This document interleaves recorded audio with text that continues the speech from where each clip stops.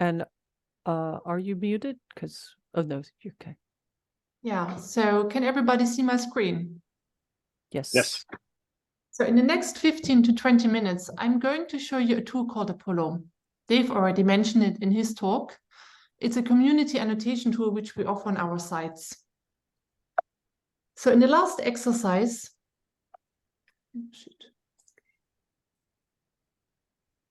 you've been looking at a JBrowse window.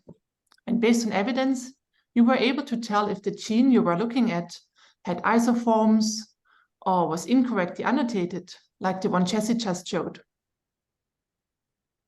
So you can look at gene models in JBrowse, but what is missing in JBrowse is you cannot actually fix those gene models. So this is something that you can do in Apollo. And the same developers that developed JBrowse have also developed Apollo. So many of the functions that you've just learned in the last two exercises, you can also use them in Apollo. And this is a screenshot of Apollo, and you can see it looks exactly the same as what you've just seen on the screens from Oma and Jessie. The only difference is here on the top, the yellow user-created annotations area.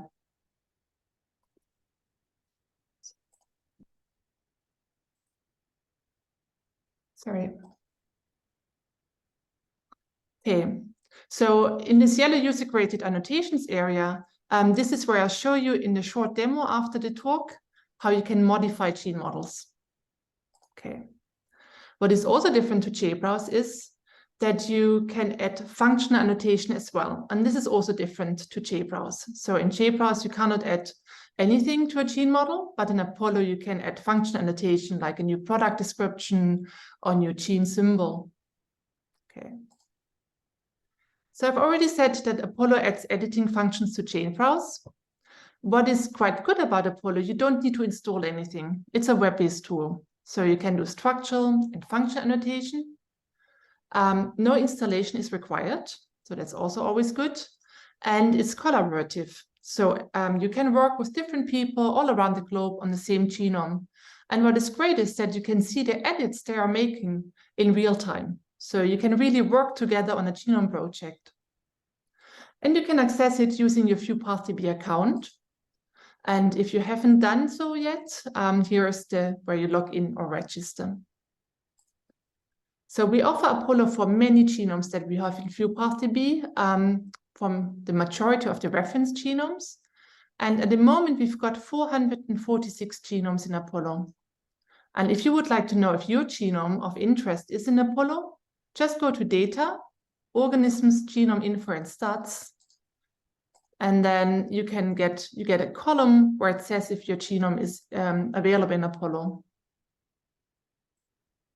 Okay. You can also access Apollo, and you might have also already noticed next to JBrowse, we've got this button, Annotate in Apollo, so you can access it on the gene record page. And what is also great, if you're making any changes in Apollo and you mark them as finished, the next day they will show up on the gene record page, and they will show up here, and Dave mentioned that already, in this community annotations track from Apollo. And here is such an example. It's a fungal genome, and a community member, they've noticed that this intron is incorrect. They've looked at all of the data like we've just done as well in JBrowse, and noticed that there is no evidence for this intron. And what he's done, or what has been done, is they've split that gene model into two. So this is really useful information. If someone works on that gene model, they now can see this track and can maybe modify their experiments. So if you add functional annotation, that's also shown on the gene record page. And here's such an example in Toxoplasma. So this gene is currently annotated as hypothetical protein. However, a recent publication showed, and here's the publication, that this gene is not hypothetical anymore. They've called it a new name, Golgi protein GLP-1. There's also Go annotation for this, which has been added in Apollo. And all of this is searchable. So if someone now searches for GLP-1, this gene model will come up. So always also have a look at this annotation, curation, and identifier section in the community annotations from Apollo. there might be some annotation available. Okay, so we've mentioned the tools menu before, and there is also a link to Apollo, where we have our dedicated Apollo site, which has been recently changed by Gloria Nupur. And what you can see here is two links. The first link is for experienced Apollo users. This is for the live site. So if you know how to use Apollo, if you want to appear, your changes to appear on the gene record page, you have to go here onto this instance. But we also have an instance called the Sandbox, and we use it for demonstration and for learning. So if you want to learn how to use Apollo, you can go in there and just play around. Nothing is being kept, nobody looks at it. You can just get familiar, if you're interested in Apollo, in the Sandbox with this tool. And on the same side, if you go to the tools menu on the same side, we've got here this section called Using Apollo. And we've got a plethora of information here. So webinar recordings, we've got tutorial channel with short screencasts that shows you how to change a gene model. We've got tutorials and FAQs. So if you're interested in Apollo, I would urge you to just look at this section and you will get additional information. And with this, I'm now showing you in the sandbox a few gene models that I've pulled out.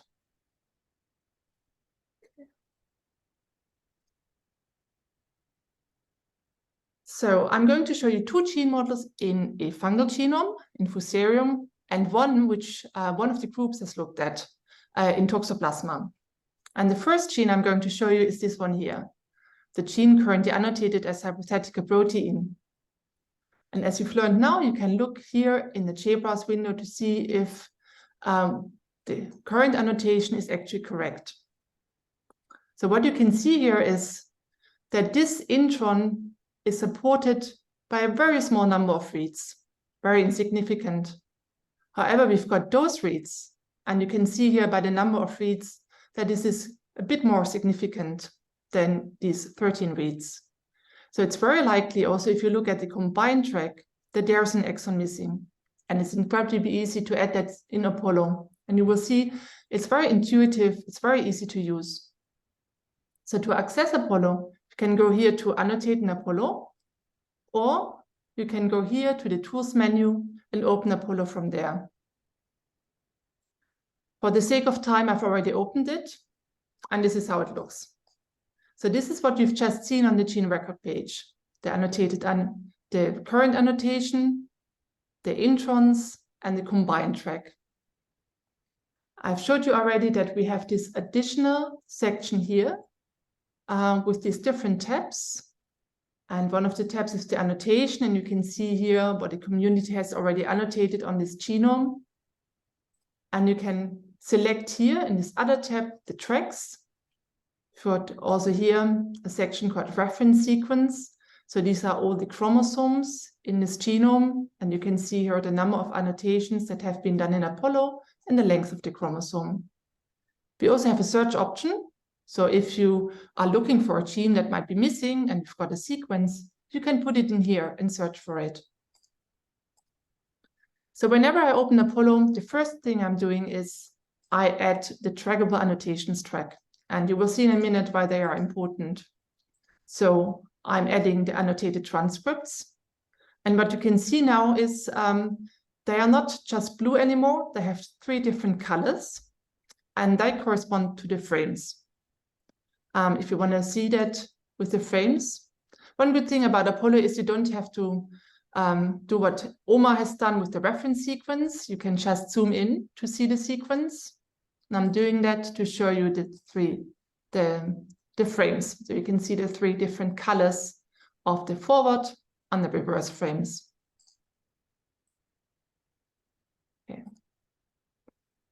Okay, so this is the trackable track. I'm also putting on a few more. Let's use those. A few additional tracks in addition to the combined track. Okay.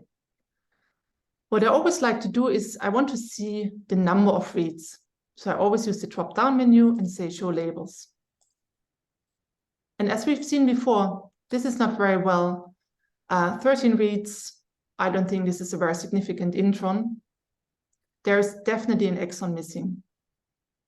To add that exon, what you need to do is just click on that gene model. And once you get a red border, you can drag it up into the user-created annotations area.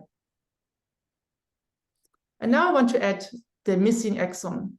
Again, it's just dragging up. And in this case, I'm dragging up these intron junctions. If you want to mark 2, just select them with the Shift key. Then just drag them up into the gene model until you see a green border. To do that again.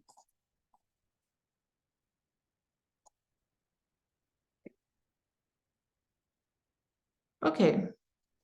And the last step in adding that exon is just merge those two together. And you can do that by going to the edge until a little arrow appears, and then you just drag them in. Alternatively, you can also use mark them, and with a right click, you get a menu, and we've got an option to merge. You can do this as well. And that's it. The gene model has been corrected. We now have an additional exon. You can also play around with the UTR. So you can see here that this UTR might be a bit too long. And we don't have transcription start site like we have in Toxoplasma. But nevertheless, you can see here that this might be a bit too long, and you can just drag it.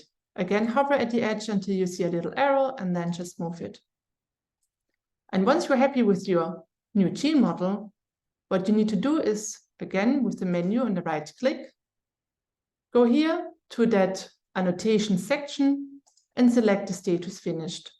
So the next state, this gene model will be on the gene record page in the community annotation track. So there's a particular reason I've chosen this gene model. And the reason is that this small exon makes all the difference in Interpro.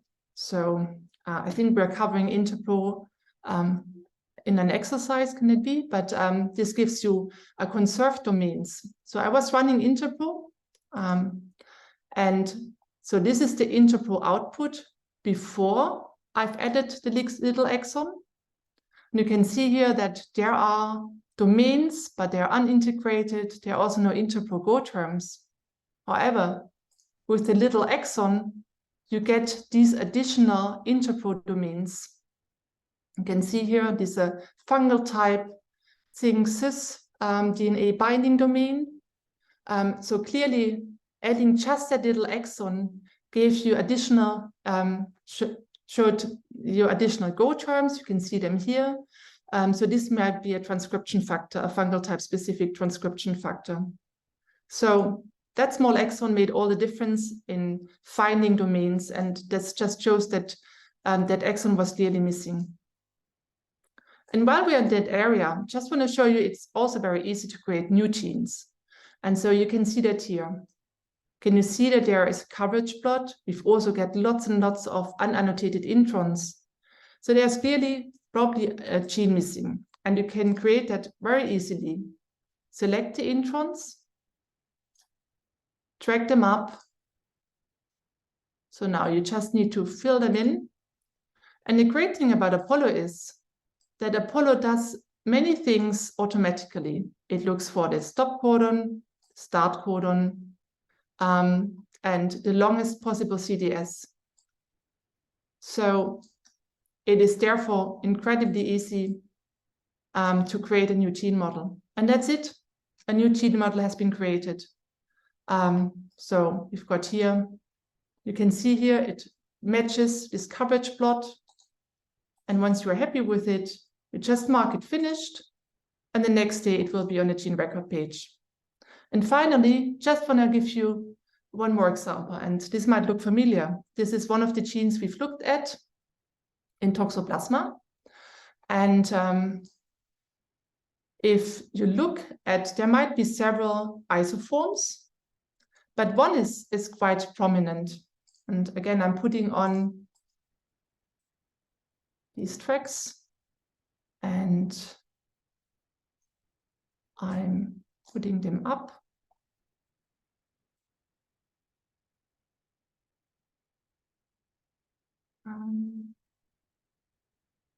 get rid of this.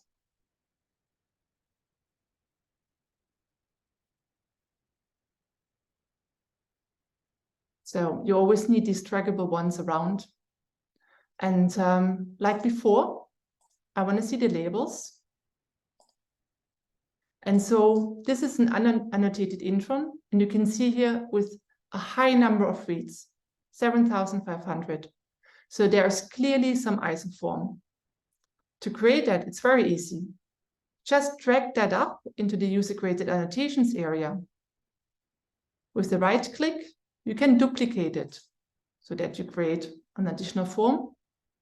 And the last thing you need to do, this read suggests that this exon, that there is an exon skip, and the only thing you need to do is you can delete it.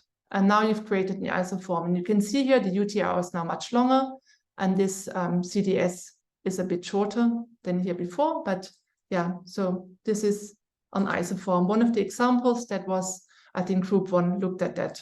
And finally, the only thing you need to do now is just mark it finished, and the next day everybody can see it on the gene record page.